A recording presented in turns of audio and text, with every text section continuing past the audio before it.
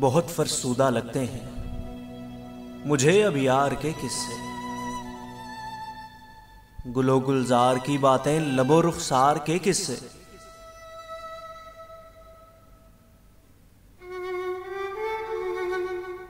یہاں سب کے مقدر میں فقط زخم جدائی ہے، سبھی جھوٹے فسانے ہیں وصال یار کے قصے۔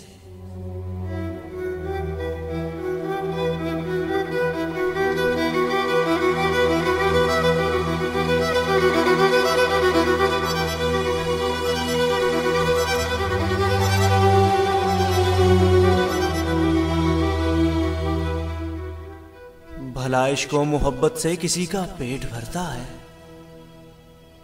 سنو تم کو سناتا ہوں میں کاروبار کے قصے۔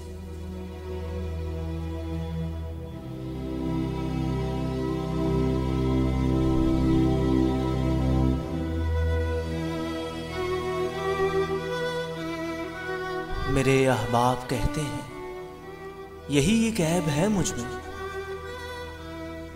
سرے دیوار لکھتا ہوں پسے دیوار کے قصے۔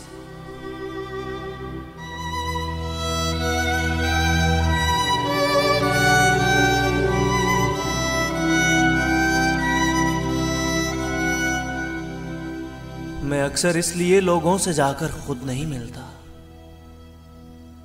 وہی بیکار کی باتیں، وہی بیکار کے قصے، وہی بیکار کے قصے۔